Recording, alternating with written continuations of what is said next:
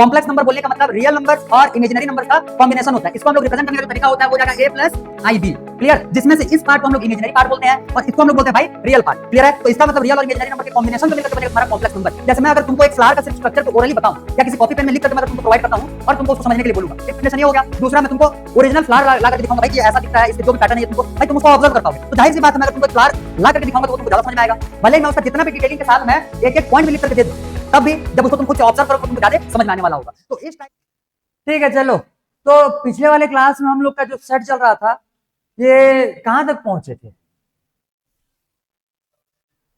अच्छा, सबसेट्स कल तो हम लोग देख रहे थे। ठीक है, चलो भाई, तो सबसेट्स के बाद अब हम लोग थोड़ा सा और उसके 2-3 टॉपिक्स है उसको निपटा लेते हैं जल्दी से, और उसके बाद फिर हम लोग उतरेंगे इसके क्वेश्चंस पे। आज जो है ये तुमको थोड़े से ठीक ठाक क्वेश्चंस देखने के लिए मिलने वाले हैं।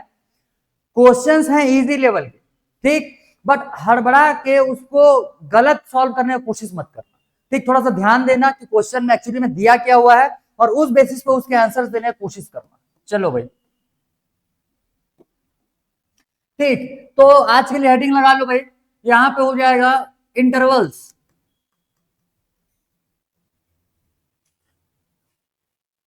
Of subsets of real number. ठीक है, intervals of subsets of real number. ठीक है,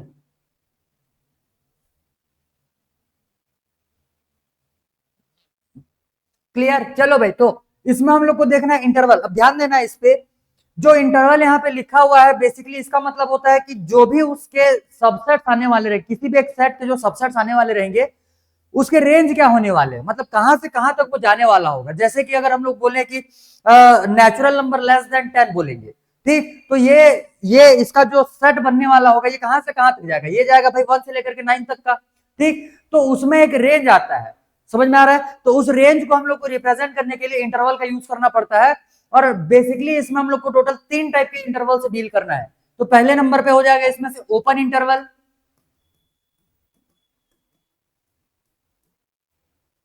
एक हो जाएगा इसमें से closed interval,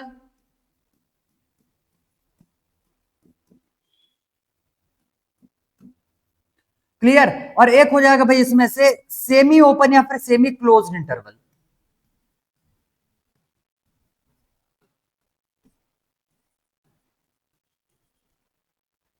clear? Semi open या फिर सेमी क्लोज्ड इंटरवल। अब यहां पे ओपन इंटरवल बोलने का मतलब यहां पे ध्यान देना, ये इसको हम लोग रिप्रेजेंट करेंगे इस टाइप के small brackets. Clear? Closed interval जो रहता है इसको हम लोग को रिप्रेजेंट करना होता है स्क्वायर ब्रैकेट्स। क्लियर?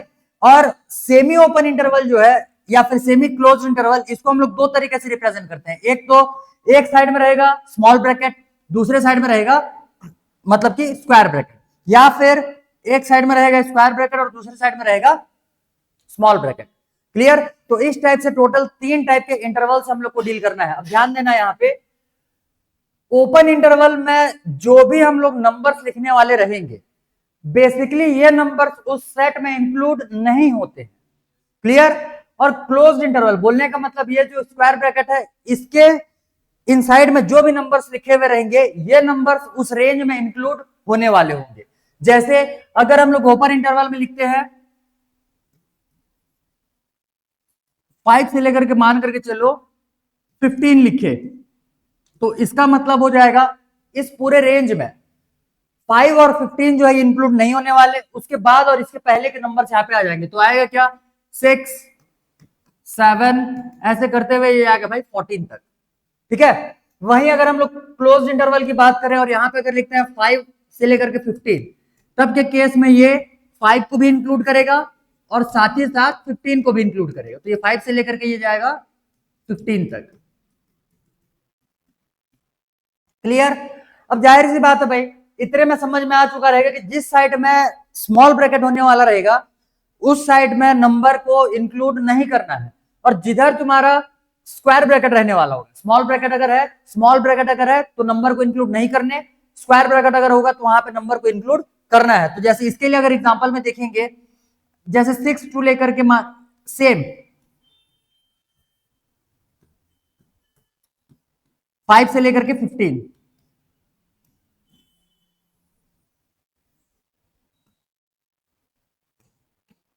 ठीक, तो इसमें से जैसे 5 to लेकर के 15 है क्लोज इंटरवल, और एक आ जाएगा भाई इसमें से 5 से लेकर के 15, और ये रहेगा एक इंटरवल।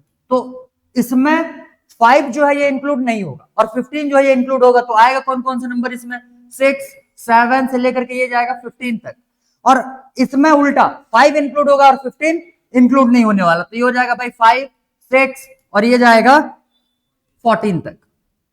ठीक, तो इस टाइप से 3 टाइप के इंटरवल्स हम लोग को डील करना होता है। आगे के जो रिप्रेजेंटेशन होंगे बेसिकली हम लोग इसी से रिप्रेजेंट करेंगे उनको। ठीक है, अब भाई उतना लेंथी रेंज या फिर नंबर्स के ग्रुप को लिखने का क्या रिक्वायरमेंट है, उसको सीधा सीधा ब्रैकेट के फॉर्म में उसको बता सकते हैं।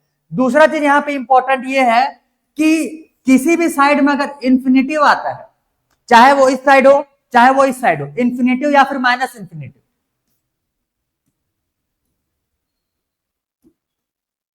तो इसको हमेशा ओपन इंटरवल से ही दिखाया जाता है। भाई इंफिनिटिव और माइनस इंफिनिटिव के स्पेसिफिक वैल्यू होते नहीं है, तो जब इनके वैल्यूज नहीं होंगे तो इनको इंक्लूड करने का भी कोई मतलब नहीं होता है। हमारे पास रियल नंबर्स की अगर बात किया जाए तो उसमें इंफिनिटिव और नॉन सॉरी माइनस इंफिनिटिव नहीं आते। क्लियर, ये जो है ये अनडिफाइंड नंबर्स है। एक तरीके से अगर नंबर की बात करोगे तो ये अनडिफाइंड वैल्यूज होते हैं। तो अनडिफाइंड वैल्यू बोलने का मतलब उसका कोई एक स्पेसिफिक वैल्यू नहीं है, तो ये रियल नंबर्स में नहीं आने वाले। और जो भी क्वांटिटी या जो भी नंबर जो है वो रियल नंबर में नहीं आ रहा होगा उसको हम लोग रिप्रेजेंट नहीं कर पाएंगे। ठीक, तो ये एक तरीके से सिर्फ सिंबलाइज करने का एक तरीका है कि इंफिनिटिव बोलने का मतलब कोई एक स्पेसिफिक रेंज इसका नहीं होता, और इंफिनिटिव कहां पे एंड होगा ये भी किसी को नहीं पता। क्लियर, इसलिए तो भाई उसको इंफिनिटिव बोला जा रहा है कि वो कभी भी एंड नहीं हो सकता। क्लियर, तो जो एंड नहीं हो सकता उसको हम लोग रिप्रेजेंट भी नहीं कर पाएंगे। तो इसी वजह से तुम्हारे किसी भी टाइप के इंटरवल में अगर इंफिनिटिव या माइनस इंफिनिटिव इंक्लूड हुआ है तो उसको गलती से भी उस साइड में स्क्वायर ब्रैकेट नहीं लिखना। आ गया समझ में? तो ये इसके लिए हो जाएगा एक चीज। अब इसमें एक और टॉपिक हम लोग देखेंगे, नेक्स्ट हेडिंग लगा लेना। ये लिख लिया क्या, हो गया? देख लो भाई,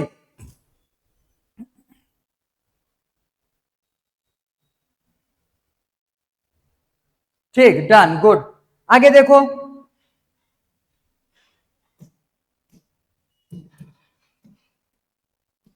नेक्स्ट हम लोग देखेंगे universal set.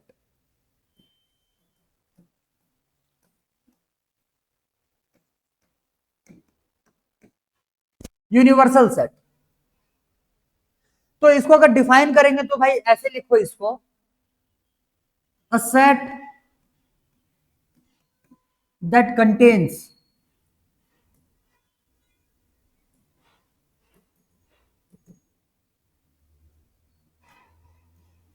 all the sets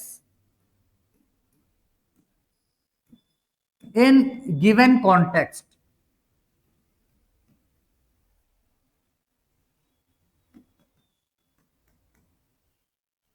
किसी भी सिनारियो में अगर हम लोग को नंबर ऑफ सेट्स गिवन है और उसमें से यूनिवर्सल सेट अगर निकालने के लिए बोलेगा तो वो एक ऐसा सेट होगा कि जितने सेट्स हमारे पास प्रेजेंट होंगे उस टाइम पे उन सभी सेट्स के एलिमेंट्स उसमें इंक्लूडेड रहेंगे। फॉर एग्जांपल की अगर बात करें तो देखो यूनिवर्सल सेट जो है ये कुछ कुछ तो है जो पहले से ही यूनिवर्सल है। जैसे अगर हम लोग बात करें सेट ऑफ नेचुरल नंबर, अगर हम लोग बात करें सेट ऑफ इंटीजर्स, अगर हम लोग बात करें सेट ऑफ रियल नंबर्स, तो भाई ये ऑलरेडी यूनिवर्सल है। क्लियर, इनके जो नंबर्स होंगे इनके सबसेट ही बनने वाले रहेंगे।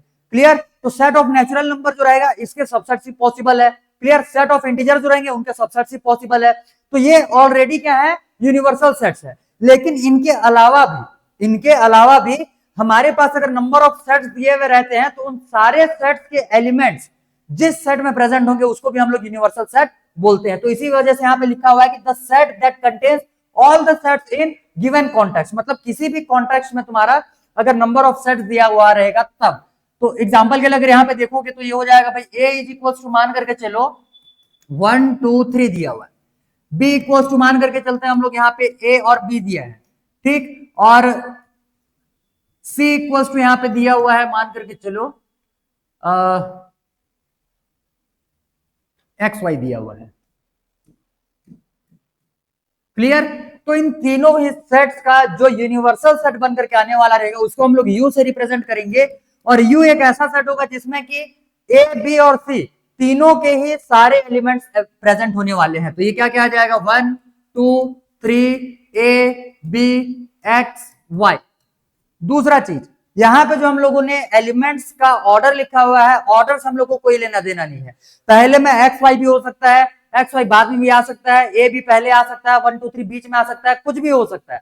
तो वो सारे के सारे वैलिड है, उसमें से तुम्हारे सेट के एलिमेंट्स होने ना होने पे कोई इंपैक्ट नहीं पड़ने वाला अभी फिलहाल के लिए, ठीक है। तो ये हो जाएगा भाई इसके लिए यूनिवर्सल सेट। तो जिसमें से हम लोग को 3 सेट्स गिवन थे और उसका एक यूनिवर्सल सेट हम लोगों ने यहां से निकाल लिया। हो गया क्लियर? नोट करना है क्या कुछ? हो गया, गुड। चलो भाई ठीक है, तो यही दो छोटे छोटे टॉपिक्स देखने थे हम लोगों को। इसके बाद अब हम लोग कुछ क्वेश्चन सॉल्व कर लेते हैं, फिर हम लोग उतरेंगे सेट्स के ऑपरेशंस पे, जिसमें कि हम लोगों को देखना रहेगा union of the set, intersection of the set, disjoint set, ठीक है। तो ऐसे करते हुए हमारे पास बहुत सारे और आगे ऑपरेशंस आने वाले हैं, जिसमें से सबट्रैक्शन ऑफ द सेट्स भी आएगा, ठीक है। तो और एक सिमेट्रिक सबट्रैक्शन आता है, क्लियर? सिमेट्रिक डिफरेंस और डिफरेंस, ये दोनों आने वाले हैं। तो इस टाइप से हम लोगों को बहुत सारे इसके ऑपरेशंस देखने हैं आगे, पहले उसके कुछ क्वेश्चंस देख लो।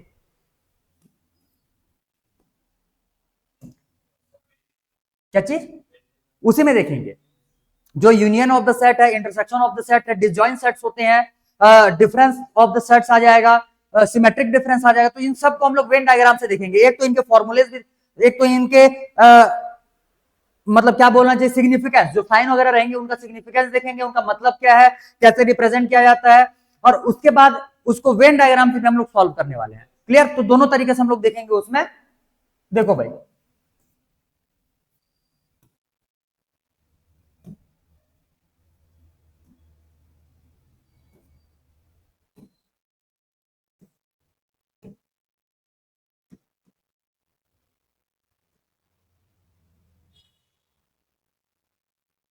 ठीक, तो कल हम लोग थे यहाँ पे, ठीक है। ये सबसेट कल हम लोगों ने स्टार्ट किया हुआ था, दो छोटे टॉपिक्स बाकी थे, फिर हम लोग ये क्वेश्चन करने वाले थे। यहाँ पे तुमको ट्रू फॉल्स बताने हैं, ट्रू फॉल्स दिया हुआ है क्या? हाँ, ट्रू फॉल्स ही बताने हैं, और आंसर देना है भाई, रीजन देना है कि क्या, क्यों वो ट्रू है या फिर क्यों फॉल्स होने वाला होगा। जैसे पहले नंबर पे क्वेश्चन दिया हुआ है, पहले एक बार रीडिंग करो भाई, एक बार पहले सारे एक एक करके 1 बाय 1 करते हैं, चलो। तो पहले नंबर क्वेश्चन को पहले एक बार देखो। For any two sets A and B, इधर A is subset of B और B is subset of A, clear? चलो ठीक है, तो यहां पे जो स्टेटमेंट बोल रहा है ये ट्रू होगा या फिर फॉल्स होगा?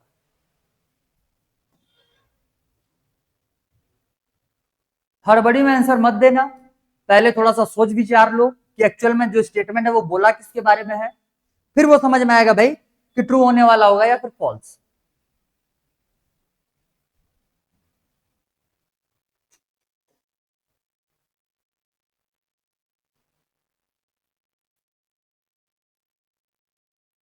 चलो ऑनलाइन में भी जिसको जिसको ये समझ में आ चुका है क्वेश्चन, भाई जल्दी से आंसर देने की कोशिश करो। कोई रीजन तुमको प्रोवाइड नहीं करना, बस ट्रू या फॉल्स वही बताते चलो, और अंदाजे से नहीं बोलना है भाई, जिसको समझ में आया होगा सिर्फ वही आंसर देगा। अंदाजे से ट्रू फॉल्स लिखने का कोई मतलब है नहीं, सिर्फ वहां पे चैट बॉक्स ही भरोगे उतना ही तुम्हारा होने वाला है और कुछ नहीं। चलो इधर नहीं आया समझ में? क्वेश्चन में ये बोल रहा है भाई कि दो तुम्हारे पास सेट्स है, ठीक, और इसमें से बोल रहे हैं कि दो सेट्स है, तो ये जरूरी है क्या कि पहले वाला सेट दूसरे का सबसेट हो या दूसरे वाला सेट पहले का सबसेट हो? ये जरूरी है क्या? जैसे मान करके चलो मैं यहाँ पे दो सेट्स, रैंडम कोई से भी दो सेट्स लेते हैं, for example A is equal to मैंने ले लिया 1 2 3, क्लियर, और बी इज इक्वल टू मान लो ले लिया है यहाँ पे एक्स और वाई। अब बताओ भाई इन दोनों ही सेट्स में किसी भी टाइप का सबसेट होने का तुमको कंडीशन दिख रहा है क्या? नहीं। तो क्वेश्चन में क्या बोल रहा है कि फॉर एनी टू सेट्स, कोई से भी दो सेट्स के लिए, ए एंड बी, इधर A is subset of B और बी इज सबसेट ऑफ ए। तो भाई ये जरूरी नहीं है, क्योंकि दो सेट्स अगर दिए हुए हैं तो वो रिलेटेबल हो, ये हर कंडीशन में जरूरी नहीं है, क्लियर? तो हम लोगों ने यहाँ पे एग्जांपल भी ये बता दिया कि भाई दो कोई से भी रैंडम सेट्स लेते हैं तो एक सेट जो है वो दूसरे का सबसेट हो सकता है, ये हर कंडीशन में एप्लीकेबल नहीं है। समझ में आ गया? तो भाई ये कंडीशन, तो ये स्टेटमेंट क्या हो जाएगा? फॉल्स। एग्जांपल के लिए इसको लिख सकते हो वहां पे यहां पे लिख सकते हो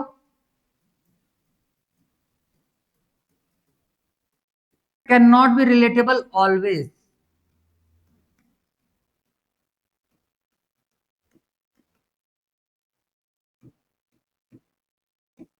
ठीक है, दो सेट्स कभी भी मतलब हमेशा रिलेटेबल हो ये जरूरी नहीं है।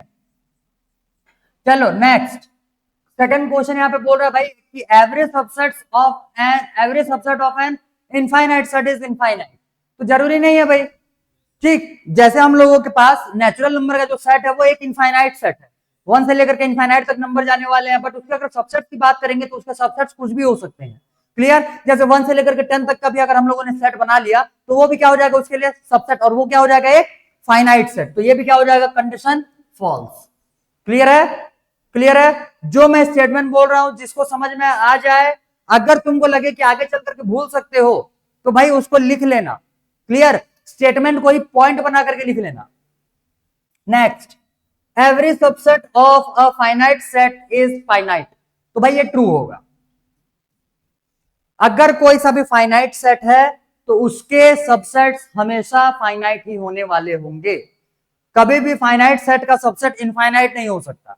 फिर तो अगर हम लोगों ने फाइनाइट नंबर का अगर सेट लिया हुआ है उसका सबसेट अगर इनफाइनाइट नंबर का बना दोगे तो जो उसके सबसेट तुम एज्यूम कर रहे हो वही उसका सुपर सेट बनने वाला होगा। समझ में आ रहा बात? तो वो उसका सुपर सेट बन जाएगा, तो उसका सबसेट कभी भी नहीं हो सकता। तो ये कंडीशन जो है ये ऑलवेज ट्रू होगा कि एक फाइनाइट सेट का जो सबसेट होता है वो फाइनाइट ही होता है।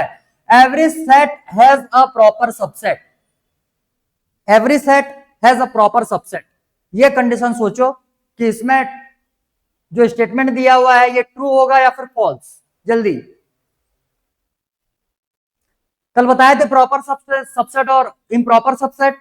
इम्प्रॉपर सबसेट हम लोग उसको बोलते हैं जो पहले नंबर कंडीशन पे लिखा हुआ है, मतलब इक्वल हो, जितना नंबर ऑफ एलिमेंट सेट में है उतना ही नंबर ऑफ एलिमेंट सबसेट में भी होना चाहिए, तब वो उसका इम्प्रॉपर सबसेट बन जाएगा। तो क्वेश्चन जो बोल रहा है उसको ध्यान से एक बार समझो। Average set has the proper subset, क्या सभी सेट के प्रॉपर सबसेट पॉसिबल है या नहीं?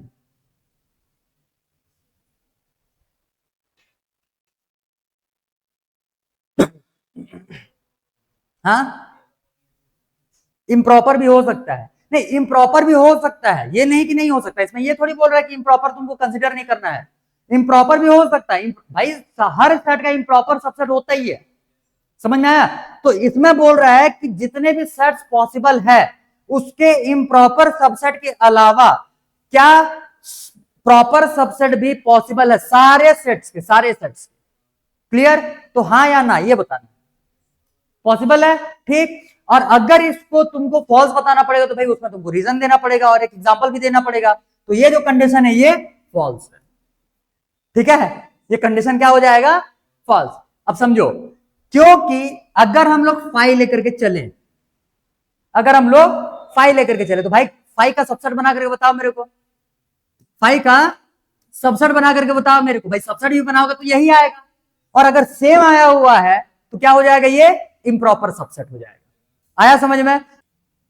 चलो नेक्स्ट, नेक्स्ट क्वेश्चन बोल रहा है कि ए बी और ये इनफाइनाइट तक गया हुआ है, इज एन इनफाइनाइट सेट। तो ये ट्रू है या फॉल्स है? ये फॉल्स है, सीधी सी बात। क्लियर भाई, क्योंकि यहां पे ए बी जो है ये रिपीटेड एलिमेंट है, और ये बार बार अगर रिपीट हो रहा है तो यही जो सेट है ये क्या बन जाएगा? A B. ठीक, और ये क्या हो जाएगा? एक फाइनाइट सेट, तो ये क्या बन जाएगा तुम्हारा? False statement. ठीक है, false statement. Next, A B C and 1 2 3 are equivalent sets. ठीक है भाई, ये होंगे क्योंकि number of elements, cardinal number हम लोग को देखना रहता है, तीन उसके भी हैं तीन इसके भी हैं, तो ये क्या हो जाएगा? True. Next, a set can have infinitely many subsets।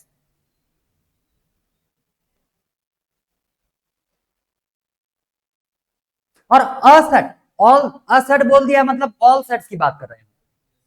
Clear? अब भाई कौन सा सेट, इसमें स्पेसिफिक सेट थोड़ी बोला, असेट बोल रहा है मतलब सारे टाइप के सेट की बात किया हुआ है। तो a set can have infinitely many subset.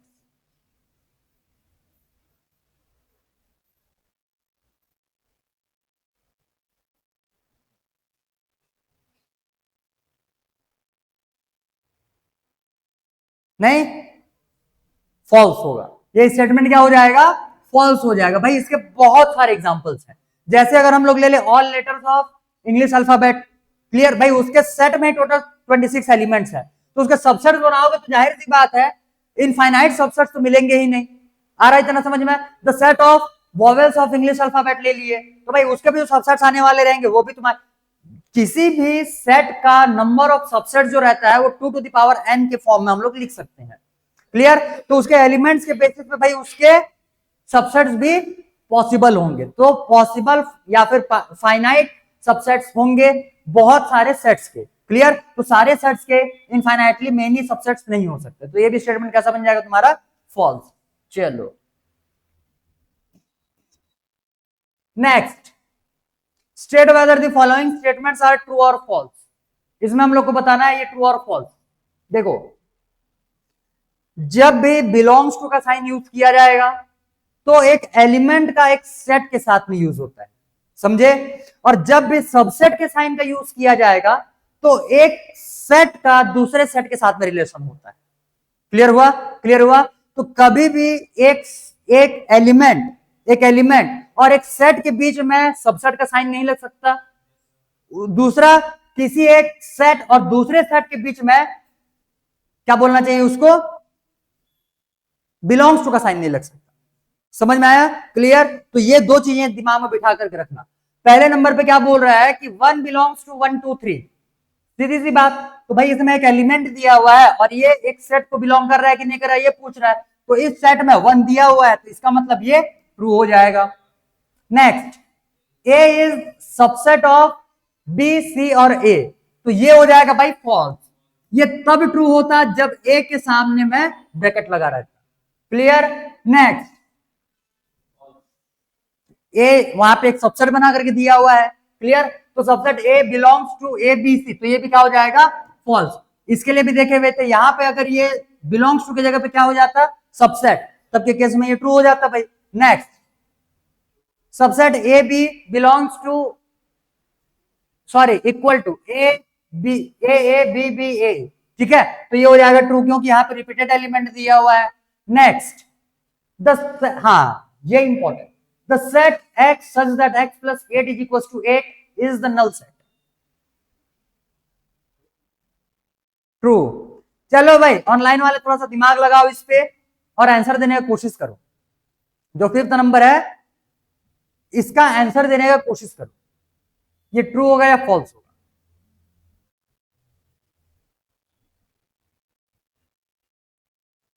True, true, true, चलो बहुत बढ़िया। तो ये जो है ये स्टेटमेंट, ये जो स्टेटमेंट है ये फॉल्स हो जाएगा। आएगा ना भाई जीरो, और जीरो नंबर सिस्टम का एक एलिमेंट होता है, तो यहां पे हम लोग इसको नल सेट कंसीडर नहीं कर सकते, एक एलिमेंट उस पे है, ठीक। जीरो जो है वो वैल्यू होता है और जीरो का भी सिग्निफिकेंस होगा, इसी वजह से इस सेट को हम लोग नल सेट नहीं बोल सकते, क्लियर। यहाँ पे इस स्टेटमेंट के हिसाब से एक्स का जो वैल्यू है ये कितना होना चाहिए, जीरो, और जीरो क्या है, एक एलिमेंट है, क्लियर। तो इस वजह से ये सेट जो है ये, सॉरी ये जो स्टेटमेंट है ये फॉल्स हो जाएगा। चलो आ गया समझ में। तो इस टाइप से देखो चैप्टर बहुत इजी है, आंसर मान लो किसी का आंसर अगर गलत भी दे पा रहे हो, उसका सही आंसर पता चलने के बाद भाई खुद को रियलाइज हो रहा है कि नहीं भाई क्या मिस्टेक अपने से हुआ था, समझ में आया। तो इस टाइप से ये चैप्टर जो है ये बहुत ही इजी है, इसमें कोशिश करना भाई पहली बार मिस्टेक कर लो तो दूसरी बार में सेम मिस्टेक और ना हो। आ गया समझ में, क्योंकि ये ऐसा चैप्टर नहीं है कि जिसको कि तुमको बार बार मॉडिफाई करना पड़े, मतलब कि जो भी एलिमेंट्स तुम लोगों ने पढ़ा हुआ है उसको बार बार मॉडिफाई करना पड़े, ऐसा बिल्कुल यहाँ पे नहीं है। एक बार जो पढ़ लिए वो फैक्ट के हिसाब से उसको दिमाग में बिठाते चलना है और उसी को अप्लाई करते हुए चलना है। Next, decide among the following sets which are subsets of which, इसमें बोल रहा है कि इन सारे सेट्स में से कौन किसका सबसेट है, इसको अरेंज करके लिखना है। तो चलो भाई थोड़ा सा टाइम देते हैं, पहले इसको अरेंज करो, अरेंज करो, फिर मैं यहां पे अरेंज करूंगा, देखना कौन किसका सबसेट है, अरेंज करो। हो गया।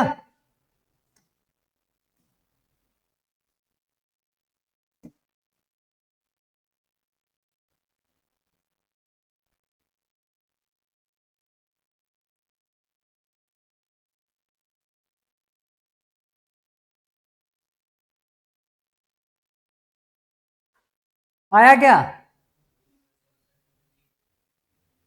हाँ फिर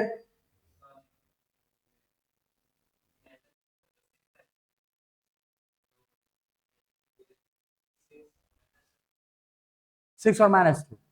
ठीक, चलो तो मैं इसका पहले ऑर्डर लिख देता हूं, ध्यान देना, फिर इसको एक्सप्लेन करते हैं। सबसे पहले में आ जाएगा भाई सी। सी का सबसेट हो जाएगा यहां से, सी का सबसेट हो जाएगा यहां से बी, बी का सबसेट हो जाएगा यहां से ए, और ए का सबसेट हो जाएगा यहां से डी। ये 6 और -2 नहीं आएगा, 6 और 2 ही आएगा।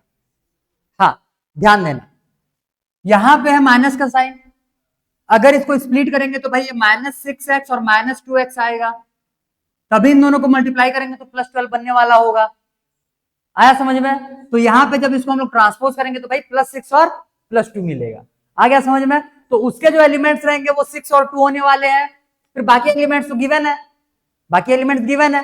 तो देख लो, सबसे ज्यादा एलिमेंट्स इसमें है, उसके बाद इन्हीं के कुछ एलिमेंट्स इसमें प्रेजेंट है, उसके बाद 6 और 2 जो है वो इसमें आ जाएगा, और सिर्फ 6 आ जाएगा डी में। तो ये हो जाएगा इसका प्रॉपर ऑर्डर। आया समझ में? ठीक है, चलो भाई ठीक। अब नेक्स्ट क्वेश्चन देखो,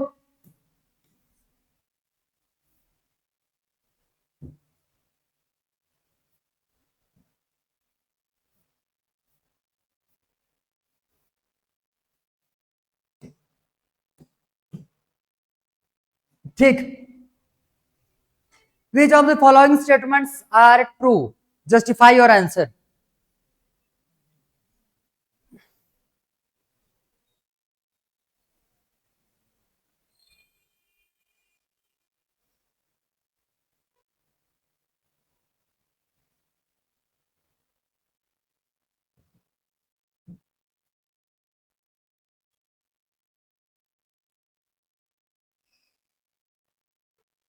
पहले स्टेटमेंट ट्रू होगा, ठीक है, पहला स्टेटमेंट हो जाएगा भाई ट्रू, क्योंकि यहां पे बोल रहा है कि इंटीजर्स के जो नंबर्स होंगे वो सारे के सारे रैशनल नंबर में कंटेंट हो गए। भाई जाहिर सी बात है कि रैशनल नंबर जो रहता है, हम लोगों ने उसमें भी देखा हुआ था, याद करो।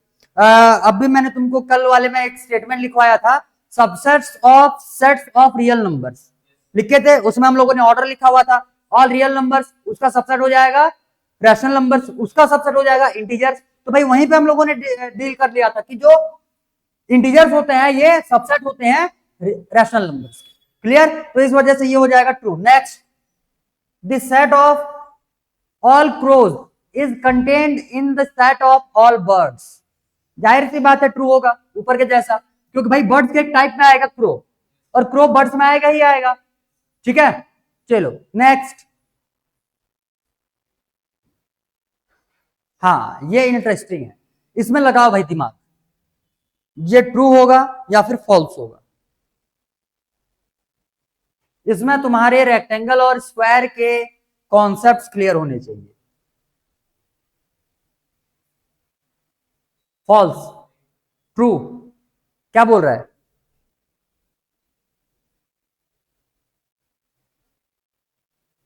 चलो चलो भाई फटाफट आंसर देते चलो।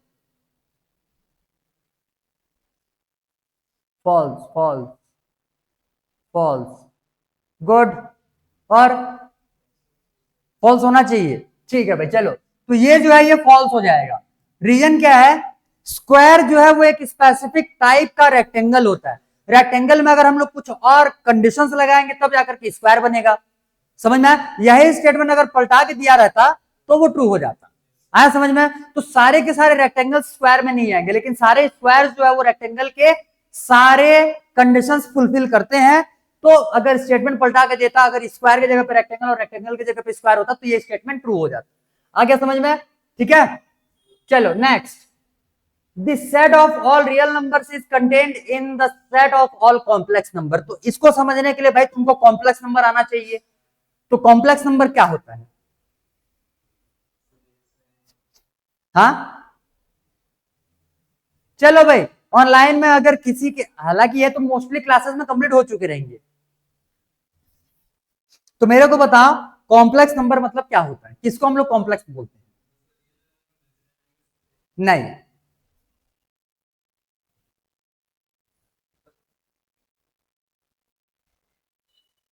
कॉम्प्लेक्स नंबर, हाँ वो कॉम्बिनेशन होता है, ठीक है।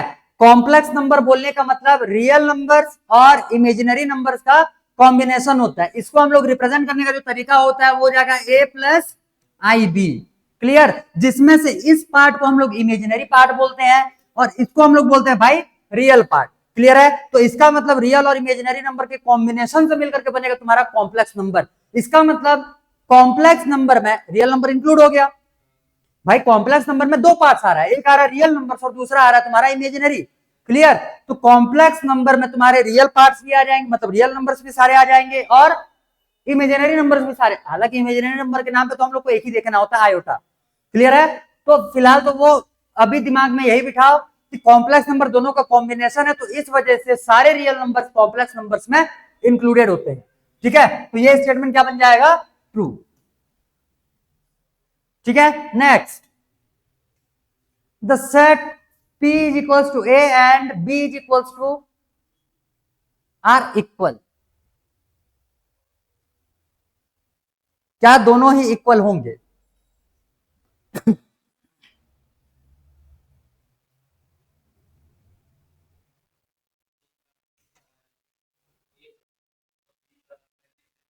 ए है तो एलिमेंट सब चेंज हो गए, इस वजह से ये दोनों आपस में इक्वल नहीं होंगे, क्लियर।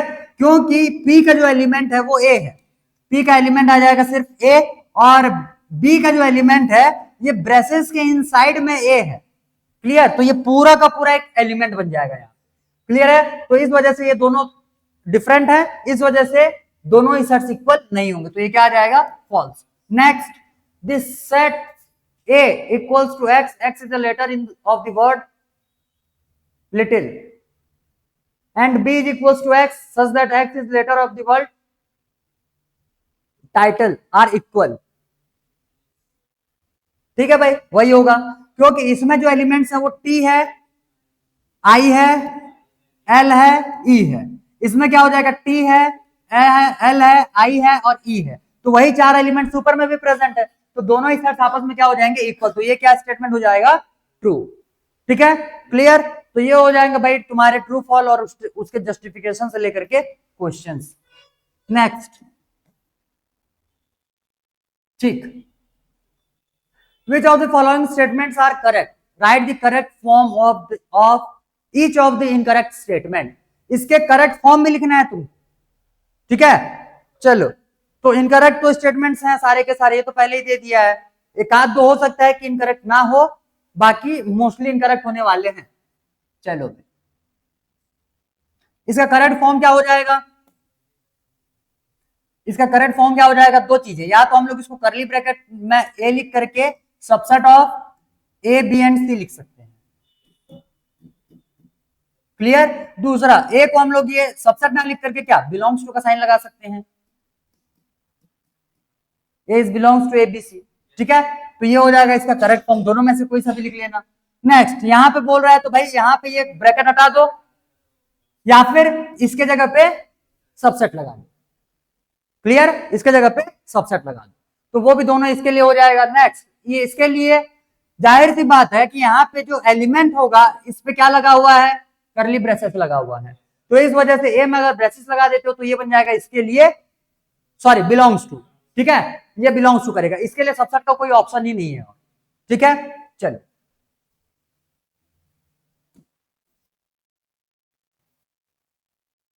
नेक्स्ट,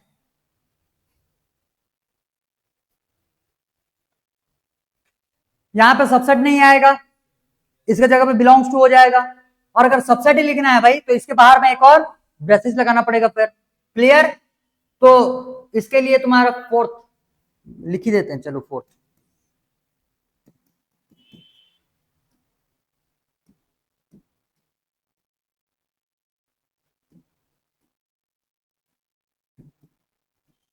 या तो ये लिख सकते हो या फिर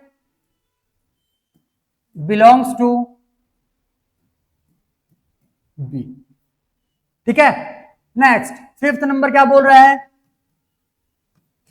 बी सी इस सबसेट ऑफ, ठीक है भाई, तो ये तो सबसेट नहीं है, ये एक क्या हो जाएगा, उसका बिलोंग्स टू के साइन लग जाएगा, और अगर सबसेट ही बनाना है तो उसके बाहर में एक ब्रेसेस लगाना पड़ेगा भाई, तो ये इसका statement B C belongs to A B C.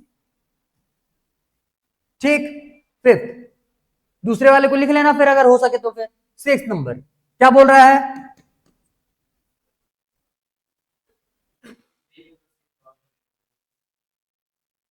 क्या चीज?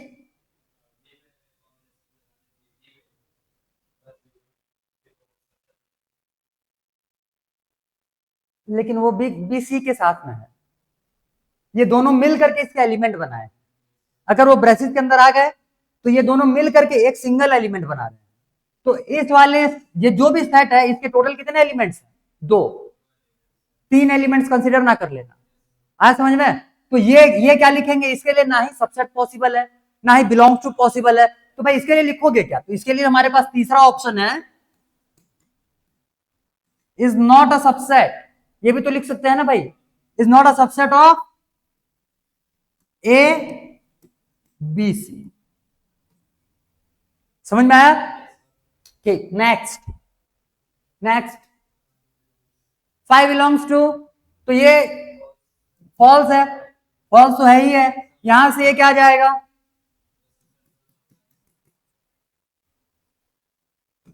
या तो इसको लिखना है तो इसको लिख दो भाई subset.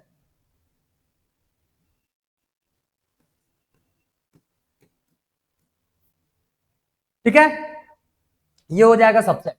Next 5 is a subset of A B C. ये ट्रू स्टेटमेंट है, इसमें कुछ भी हम लोग को सुधारने की रिक्वायरमेंट ही नहीं है। ठीक है, तो वो एक true statement. Next x such that, ये प्रीवियस टाइप का क्वेश्चन है, कभी हम लोगों ने सॉल्व किया था। फाइव नहीं है, वो जीरो होना चाहिए। ठीक है, तो फाइव की जगह वो जीरो होगा, या नॉट इक्वल्स टू फाइव। अगर इसको लिखोगे तो भी इसको क्या लिखना है? Not equals to five. Clear? या फाइव को हटाकर उसकी जगह पे जीरो पुट कर दो भाई, हो जाएगा ये। अब बन जाएंगे। ठीक है, तो अब धीरे धीरे करके डीप कॉन्सेप्ट जो है वो अच्छे से क्लियर होते चलेंगे। चलो नेक्स्ट, इसमें बहुत सारे स्टेटमेंट्स दिए हुए हैं।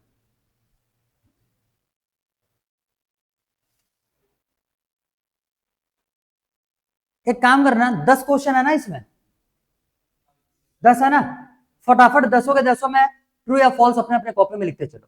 ठीक है, फिर मैं यहाँ पे एक एक वन बाय वन एक्सप्लेन करते हुए चलूंगा तो जल्दी हो जाएगा। 10 के 10, 2 मिनट का टाइम देते हैं।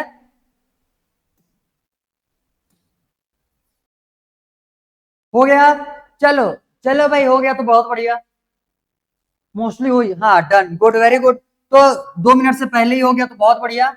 अब हम लोग इसको देखते हैं भाई, ये जो स्टेटमेंट दिया हुआ ये हो जाएगा फॉल्स, ये बिलोंग्स टू है क्योंकि वो उसका एक एलिमेंट है। Clear? False. C d, c d belongs to a, ये हो जाएगा ट्रू। नेक्स्ट ये हो जाएगा ट्रू। क्लियर? क्योंकि अब उसको डबल ब्रेसिस में लिख लिया वो। Next A belongs to A, true, वो उसका एलिमेंट है। ए इज सबसेट ऑफ ए, ये हो जाएगा फॉल्स। यहां पे अगर ब्रेसिस रहता तब के केस में वो उसका सबसेट बनता। Next A B E is a subset of A, true, A B E. ठीक है, सी और डी गलती से भी ना ले लेना, अगर वहां पे सी और डी दोनों में से एक एलिमेंट कोई से लिया हुआ रहता तो भाई वो फॉल्स हो जाता, क्योंकि सी और डी मिल करके एक सिंगल एलिमेंट बना रहा है गिवन सेट का। ठीक है, next A B E is belongs to a, ये हो जाएगा फॉल्स क्योंकि वो सबसेट है। A B c, a B c is subset of ए, ये हो जाएगा फॉल्स क्योंकि, अच्छा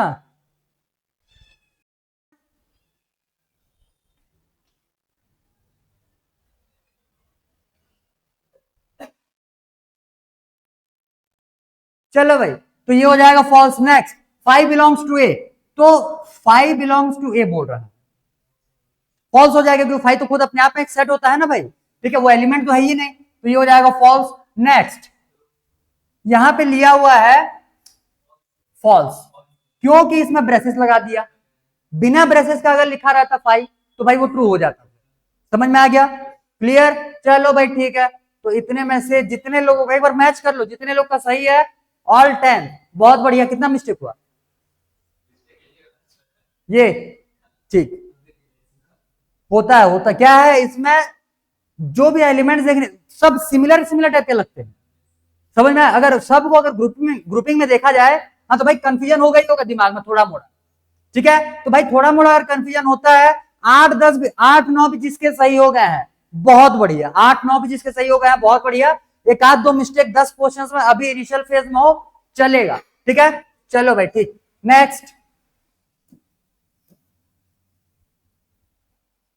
हाँ भाई ठीक है, वो तुमको अपना करेक्शन यहाँ पे कितने आंसर्स करेक्ट है वो यहाँ पे बताने की जरूरत नहीं है भाई, वो तुमको अपने लिए जानना है, ठीक। मेरे लिए थोड़ी पढ़ाई कर रहे हो, तो उसको अपने नोट्स में ही लिख करके रखो भाई, वो तुम्हारे लिए ना, उसको तुमको किसी दूसरे को दिखाना है, ना ही तुमको उसको मेरे को बताना है, ठीक। अपने अपने लेवल को जानने के लिए बस वो तुम्हारे लिए है, ठीक है। तो उसको बस अपने तक सीमित रखो, जो भी उसका रिजल्ट आया हुआ है। अभी अभी 8 9 जिसके सही हो गए हैं वो सारे के सारे लिख रहे हैं भाई 8 और 9 सही है। अगर वही एक और दो सही हुआ रहता तो किसी का भी यहाँ पे चैट पे एक भी कमेंट नहीं आता। क्लियर? तो उतना अभी होशियार मत बनो, जो भी तुम्हारे आंसर, जब भी मेरे को रिक्वायरमेंट होगा तुम्हारे कितने सही है कितने इनकरेक्ट है वो मैं तुमसे ऑलरेडी पूछ लूंगा। हाँ अच्छा, वही आ गया क्या? अच्छा ये है क्या एक और, ठीक है। हम लोग यहाँ पे थे, ठीक है। चलो तो नेक्स्ट क्वेश्चन भाई देखो, 6 क्वेश्चन है, लगाओ लगाओ दिमाग लगाओ फटाफट और जल्दी इसको निपटाओ, फिर इसका मैं ट्रू फॉल्स बताते हैं।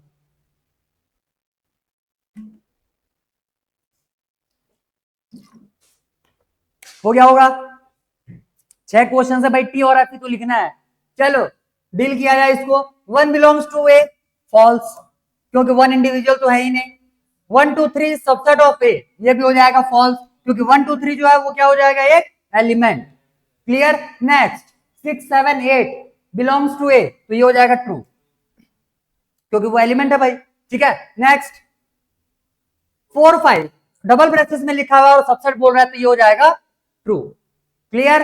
नेक्स्ट 5 बिलोंग्स टू ए, तो भाई ये तो फॉल्स ही है, 5 तो एक सेट ही होता है, सीधी सी बात। नेक्स्ट 5 इज सबसेट ऑफ ए, ये हो जाएगा ट्रू, ठीक, ठीक है। चलो ये तो सही, ये तो सारे सही करेक्ट हुए रहेंगे। नेक्स्ट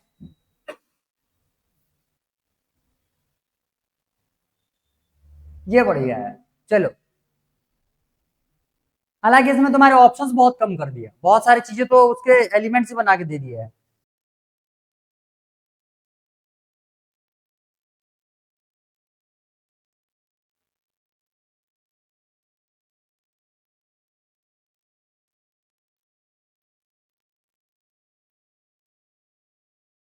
हो गया?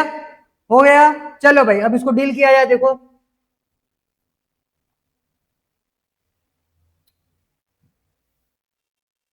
ठीक। सबसे पहले हम बोला 5 बिलोंग्स टू ए, ट्रू हो जाएगा क्योंकि वो इसका एक एलिमेंट है। फिर ब्रेसिस में 5 लिया हुआ, ये भी है, ये भी उसका एलिमेंट है, तो ये भी हो जाएगा भाई ट्रू। नेक्स्ट 1, और 1 तो ऐसा कुछ अलग से ब्रेसिस में अकेले है नहीं, है तो 5 के साथ में एक है और एक इंडिविजुअल है, तो भाई ये हो जाएगा फॉल्स, ठीक। क्योंकि सिर्फ 1 लिखा हुआ रहता तो उसमें से ये ट्रू हो जाता, लेकिन ब्रेसिस लगा दिया तो वो मिस्टेक हो गया। Next 2 and 5 is subset of A, true, सीधी सी बात, क्योंकि 2 भी है और यहां पे ये 5 भी है, उन दोनों को सिलेक्ट करके लिया हुआ है। Next 2 is subset of A, false,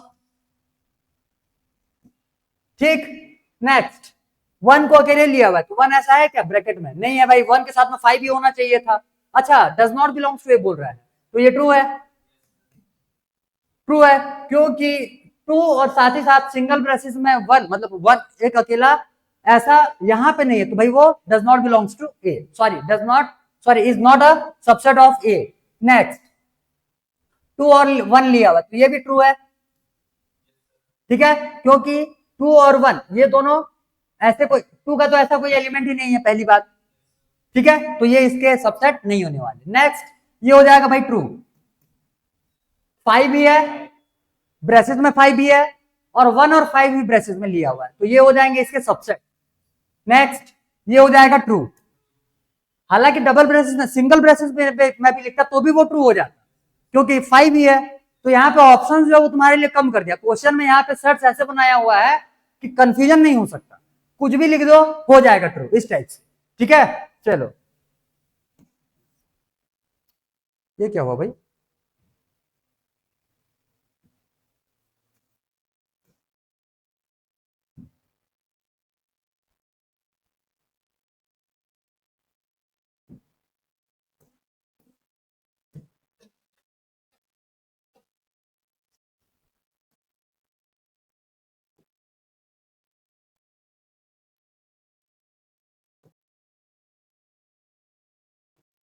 ये हुआ था क्या?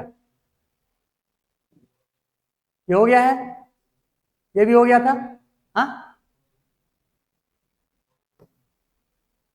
ये भी हो गया। अच्छा, ये अभी किए। चलो, एक सेकेंड, और कितने हैं? और दो क्वेश्चन, मतलब ये और एक, दो दो क्वेश्चन है। ठीक है भाई, चलो। तो क्वेश्चन में क्या बोला? Write down all the possible subsets of each of the following sets.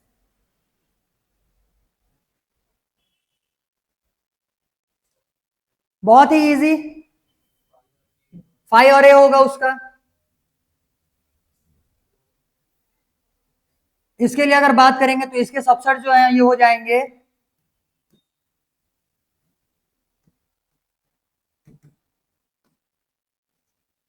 इसके सबसेट हो जाएंगे भाई, एक तो फाइव हो जाएगा और दूसरे में खुद ए। नेक्स्ट, सेकंड नंबर पे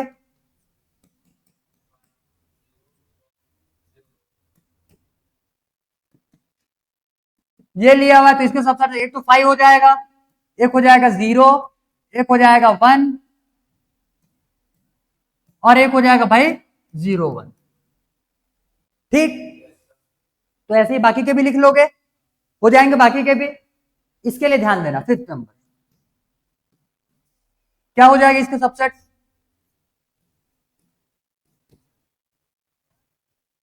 फिफ्थ नंबर का सबसेट क्या हो जाएंगे? सिर्फ एक सबसेट होगा। ठीक है, इसका सिर्फ एक सबसेट होगा,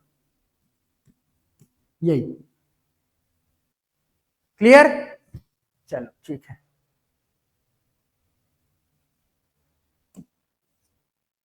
ये क्वेश्चन ध्यान से देखना। Write down all the possible proper subsets each of the following sets. तो सभी के प्रॉपर सबसेट्स लिखने हैं। हाँ, वो तो इम्प्रॉपर होता है। हाँ, उसको हटा के। ठीक है, तो इसके सबसेट्स क्या क्या हो जाएंगे? वन, फाइव और टू। पहले वन इंडिविजुअल ब्रेसेस के अंदर लिख देते हैं।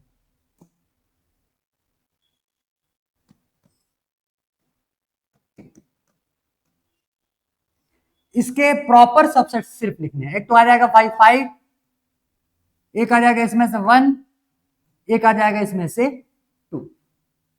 ठीक है, बस इसी हिसाब से बताने हैं, बन जाएंगे अब ये। ठीक है, तो ये भी था भाई तुम्हारा एक बहुत ही इजी लेवल का क्वेश्चन। इतने में हो गया आज के लिए क्वेश्चन प्रैक्टिस कंप्लीट। अब ये ओरल टाइप के क्वेश्चन या ट्रू फॉल्स टाइप के क्वेश्चन हो गया खत्म। अब जो है क्वेश्चंस आएंगे वो हम लोग को प्रॉपर सॉल्व करके दिखाना पड़ेगा। ठीक है, तो अब प्रॉपर सॉल्यूशन वाले क्वेश्चंस आने वाले हैं, तो थोड़ा सा प्रिपेयर रहो, थोड़े स्पीड में क्वेश्चन को सॉल्व करने के लिए। ठीक, क्योंकि स्पीड में सॉल्व, जितना जितना स्पीड में तुम सॉल्व करोगे उतना ज्यादा क्वेश्चन प्रैक्टिस हम लोग यहाँ पे कर पाएंगे। जितना स्लो लिखोगे, जितना स्लो सॉल्व करने की कोशिश करोगे, उतना ही हमारा यहाँ पे कम क्वेश्चन हो पाएगा। ठीक है, तो कोशिश करना कि थोड़े से स्पीड में लिखने की कोशिश, सॉरी स्पीड में लिखो, ताकि हमारे ज्यादा से ज्यादा क्वेश्चन हो पाए यहीं पे। चलो,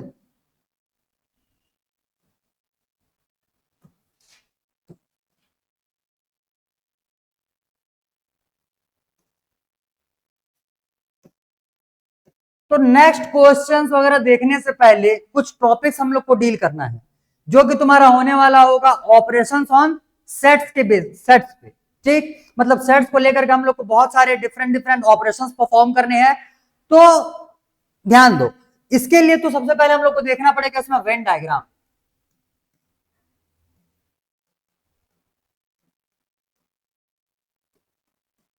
वेन डायग्राम क्लियर?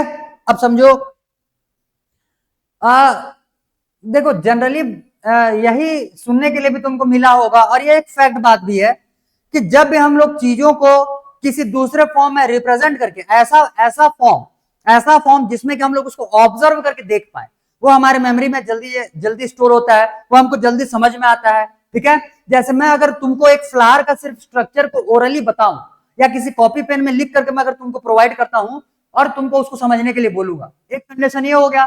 दूसरा, मैं तुमको ओरिजिनल फ्लावर ला करके दिखाऊंगा भाई कि ये ऐसा दिखता है, इसके जो भी पैटर्न है ये तुमको, भाई तुम उसको ऑब्जर्व कर पाओगे। तो जाहिर सी बात है, मैं अगर तुमको एक फ्लावर ला करके दिखाऊंगा तो वो तुमको ज्यादा समझ में आएगा। भले ही मैं उसका जितना भी डिटेलिंग के साथ मैं एक एक पॉइंट भी लिख करके दे दूं, तब भी जब उसको तुम खुद से ऑब्जर्व करोगे वो तुमको ज्यादा समझ में आने वाला होगा। तो इस टाइप से डायग्राम्स या ऑब्जर्व किए हुए चीजें जो रहता है वो ब्रेन में जल्दी स्टोर भी होता है, जल्दी समझ में भी आता है और हमारे लिए इजी भी होता है। समझ में आ गया? तो इसी टाइप से कुछ मैथमेटिकल टर्म्स को हम लोगों को रिप्रेजेंट करने के लिए डायग्राम का यूज करना पड़ता है, ताकि हम लोग एलिमेंट्स को इजी बना पाए। ठीक है, और इसी को हम लोग बोलते हैं भाई वेन डायग्राम। और वेन डायग्राम से ऐसा नहीं कि सिर्फ मैथमेटिक्स, आगे जैसे आगे के तुम जब और भी कोर्सेज वगैरह करने वाले रहोगे, कुछ कॉम्पिटिटिव वगैरह का जब प्रिपरेशन करोगे, तो उसमें रीजनिंग नाम का एक तुमको और एक सब्जेक्ट से डील करना पड़ेगा। ठीक है, एक तो मैथ्स तो होता ही है, सारे कॉम्पिटिटिव्स में तुमको मैथ्स के मिल ही जाएंगे सेक्शन है, और साथ साथ बहुत सारे ऐसे कॉम्पिटिटिव्स आएंगे आगे में जिससे कि तुम लोगों को रीजनिंग से भी डील करना पड़ेगा। तो रीजनिंग के भी एक आध चैप्टर होते हैं उसमें वेन डायग्राम नाम से। क्लियर? जो कि तुमको वेन डायग्राम के बारे में प्रॉपर अंडरस्टैंडिंग बिल्डअप करने वाले रहेंगे तुम्हारा, और साथ ही साथ में उससे रिलेटेड क्वेश्चंस भी तुमको सॉल्व करवाना वहां पे सिखाया जाता है। तो ये जो है, ये सॉल्यूशन के प्रोसेस को और इजी बना देता है। समझ में आया? जो वेन डायग्राम्स होते हैं ये सॉल्यूशन के प्रोसेस को और इजी बना देते हैं। अब ध्यान देना, वेन डायग्राम को जनरली हम लोग सर्कल या फिर रेक्टेंगल से रिप्रेजेंट करते हैं। ठीक है, अब तो जैसे हम लोगों ने यूनिवर्सल सेट भी पढ़ लिया है, ठीक, तो जैसे हम लोग वेन डायग्राम बनाएंगे, एक यूनिवर्सल सेट के लिए हम लोग लेने वाले रहेंगे रेक्टेंगल। ठीक है, ये हो जाएगा यूनिवर्सल सेट।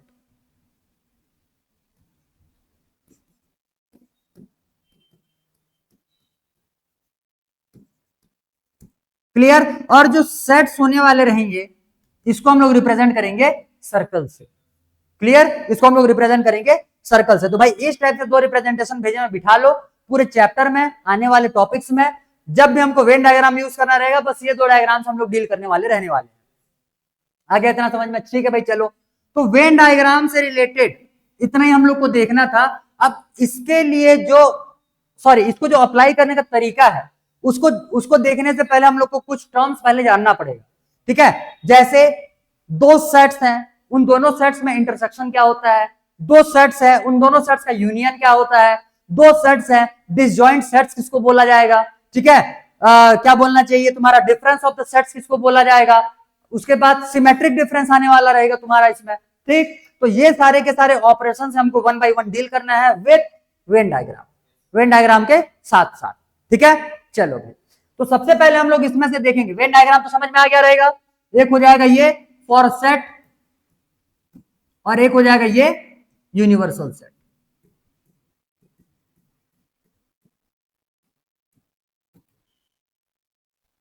नेक्स्ट,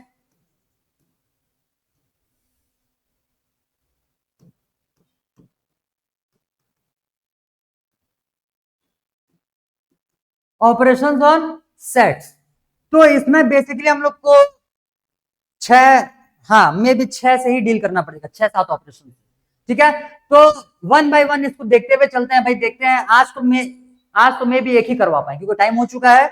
आज एक ही करवाएंगे, उसके बाद बाकी जो बचे हुए ऑपरेशन है इसको सब तुमको कल करवाएंगे। आज हालांकि तुमको कॉन्सेप्ट इसका समझ में आ जाएगा। सबसे पहले नंबर पे लिखो union of the sets.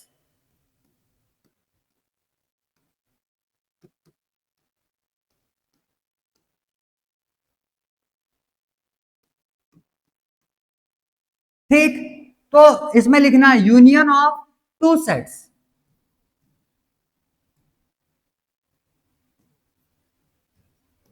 Two और मोर सेट्स लिखो, यूनियन ऑफ टू और more sets is a set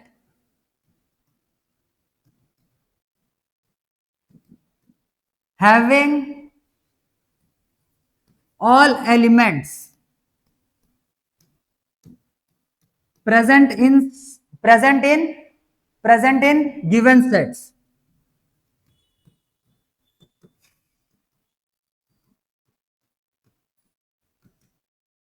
present in given sets, ठीक है।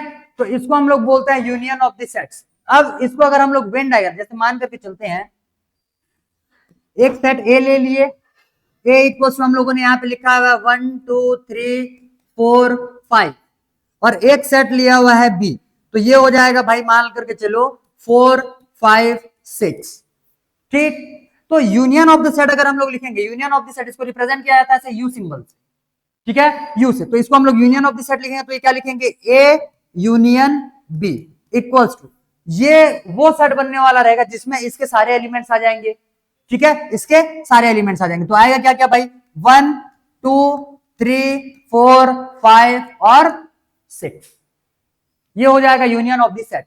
अब हम लोग इसको अगर वेन डायग्राम से रिप्रेजेंट करेंगे तो भाई ये हो जाएगा हमारा यूनिवर्सल सेट, ये हो जाएगा यूनिवर्सल सेट, क्लियर। अब यूनिवर्सल सेट में होगा क्या, ये हो गया एक सेट, ठीक, ये हो जाएगा दूसरा सेट, ये हो जाएगा मान लो दूसरा सेट, ये हो गया मान लो दूसरा सेट, ठीक है। अब अच्छा, पहले तुमको दो तीन चीजें और सेट्स के बारे में, सॉरी वेन डायग्राम से एक और दो चीज बताना था इसके रिप्रेजेंटेशन। चलो ऊपर में डील कर लेते हैं, थोड़ा सा ही है। जैसे हम लोगों को अगर वेन डायग्राम्स देखने हैं तो तीन टाइप से वेन डायग्राम्स हम लोग को देखना होता है। सबसे पहले में जैसे ये एक यूनिवर्सल सेट ले लिए, इसमें से हो सकता है ये दोनों ही जो सर्कल्स है वो दोनों एक दूसरे को इंटरसेक्ट करें, दोनों एक दूसरे के ऊपर में इंपोज हो जाए, ठीक है। एक कंडीशन ये बनता है। दूसरा कंडीशन देखो, ये यूनिवर्सल सेट हो गया, एक सेट आ गया बाहर, एक सेट आ गया अंदर। तीसरा एक कंडीशन देखो, ये हो जाएगा यूनिवर्सल सेट, और ये हम लोगों ने दो सेट्स को इंडिविजुअल बना लिया, क्लियर। अब इनका मीनिंग समझो, इसका मतलब है कि अच्छा